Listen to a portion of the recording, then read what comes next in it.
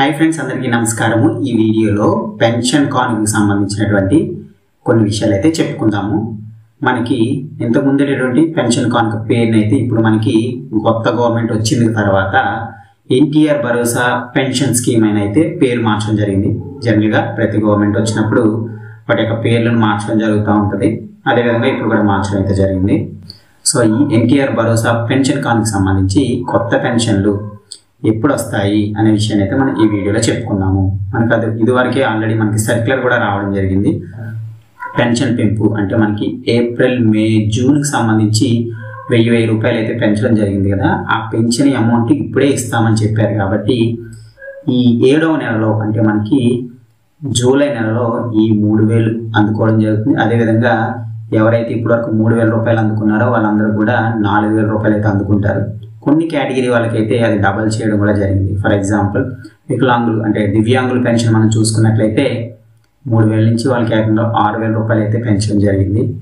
So ఈ amount అంతా కూడా మనకి జూలై నెలలో అయితే అందుకోవడం జరుగుతుంది. సో దీనికి సంబంధించి అదేవిధంగా మనకి కొన్ని 5000 రూపాయల పెన్షన్స్ ఉన్నాయి, 10,000 రూపాయల పెన్షన్స్ ఉన్నాయి. అవన్నీ కూడా నేను ఇక్కడ స్క్రీన్ పై పెడతాను. ఈ నెల జూన్ నెలలో మనకి పెన్షన్ పంపిణీ అయితే బ్యాంక్ అకౌంట్లో వేయడం జరిగింది. మిగతా వికలాంగులకు, వృద్ధులకు కొంతమందికి అయితే మనకి ఇంటింటికే పెన్షన్ పంపిణీ అయితే చేయడం జరిగింది కదా.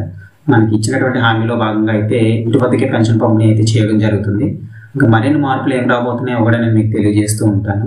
ఇక కొత్త పెన్షన్ల విషయానికి వచ్చేస్తే మనకి గవర్నమెంట్ అంటే ఎలక్షన్స్ రాకముందు వరకు కూడా మనం అప్లై చేసాము.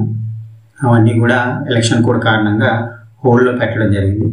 సో అవి కంటిన్యూ చేస్తారా లేదు అంటే మళ్ళీ కొత్తగా అప్లై చేసుకోమంటారు ఏంటి అనే విషయం అయితే ప్రస్తుతానికి మనకి ఇంకా అఫీషియల్గా రాలేదు. జనరల్గా ఏంటంటే అన్ని ఆప్షన్స్ కూడా ఎలక్షన్ కోడ్ కారణంగా డిజేబుల్ చేయడం జరిగింది.